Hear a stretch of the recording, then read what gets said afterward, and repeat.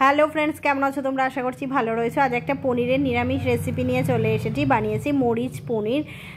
দেখে তোমাদের লোভ লাগছে তো? আমার কিন্তু ভয়েস ওভার দিতে দিতে বেশ লোভ লাগছে। কিভাবে বানালাম এবার আমি পনিরটাকে ভালোভাবে ম্যারিনেশন করে নেব। পনিরটাকে কেটে নিয়েছি, তারপরে দিলাম সামান্য টক দই, নুন, চিনি, আর দিচ্ছি কাশ্মীরি লঙ্কার গুঁড়ো, হলুদ, বিরিয়ানি মশলা, ধনে জিরে গুঁড়ো, আর এটা হচ্ছে গোলমরিচ গুঁড়ো। এটা কিন্তু দিতেই হবে। আমি বাড়িতেই গোটা গোলমরিচ গুঁড়ো করে নিয়েছি। তোমরা চাইলে বাজার থেকে কেনা গোলমরিচ গুঁড়োও ব্যবহার করতে পারো, তবে বাড়িরটা দিলে স্বাদ কিন্তু বেশি ভালো আসে। দিয়ে দিলাম সামান্য পরিমাণ সরষের তেল। দিয়ে পনিরটাকে ভালোভাবে ম্যারিনেশন করে রেখে দেবো আধ ঘন্টা। হাতে যদি একটু বেশি সময় থাকে তাহলে কিন্তু 40 থেকে 50 মিনিটও করতে পারো, কোনো রকম কাঁচা গন্ধ ছাড়বে না। এবার আমি মশলা নিয়েছি কাজু, কিশমিশ, বাদাম, জিরে, চারমগজ, কাঁচা লঙ্কা আর গরম মশলা গোটা।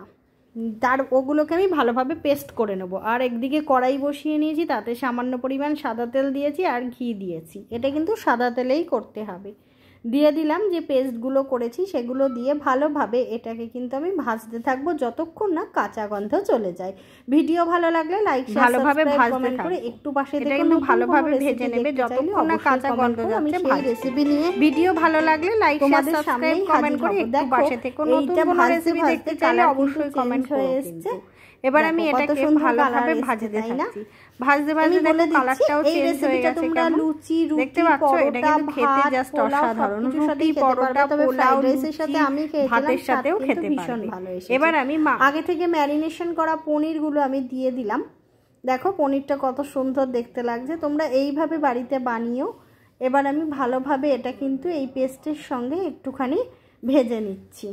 ঠিক আছে, আমি কিন্তু আগে থেকে পনির ভাজিনি। পনির আগে থেকে ভাজার কোনো দরকার নেই। ভালোভাবে কষাচ্ছি। দেখো কষাতে কষাতে তেলও প্রায় ছেড়ে এসেছে। দেখতে কি সুন্দর লাগছে, তাই না? দেখতে যেমন সুন্দর, খেতেও কিন্তু দারুণ। এবার আমি দিয়ে দিলাম সামান্য পরিমাণ একটু চিনি দিয়ে আর সামান্য পরিমাণ নুন দিলাম। দিয়ে কিন্তু ভালোভাবে আমি পনিরটাকে আবারও নাড়তে থাকবো। এতে এর স্বাদ কিন্তু দ্বিগুণ হয়ে যাবে। দেখো কালারটা কত সুন্দর এসেছে। দেখো, আমি রিকোয়েস্ট করব তোমরা অবশ্যই বাড়িতে এইভাবে বানিয়ে খাবে। দিয়ে দিলাম সামান্য পরিমাণ জল। জলটা তো দিতেই হবে। যতক্ষণ এই ঝোলটা ফুটবে ততক্ষণ একটু গ্যাসটা হালকা আঁচে রেখো। ঠিক আছে, জলটা ফুটে উঠেছে, তারপর জলটা শুকিয়েও গেছে। দেখো এবার আমি দিয়ে দেবো ওপর থেকে আরেকটু গোলমরিচ গুঁড়ো। গোলমরিচ গুঁড়োটা আমি ওপর থেকে আরেকটু দিয়ে দিলাম, এতে কিন্তু ঝালটা খুব ভালো আসবে। দিয়ে দিলাম ধনে পাতা। এইটা তোমরা না দিলেও পারো, এতে একটু গন্ধটা ভালো আসে বলে আমি দিলাম।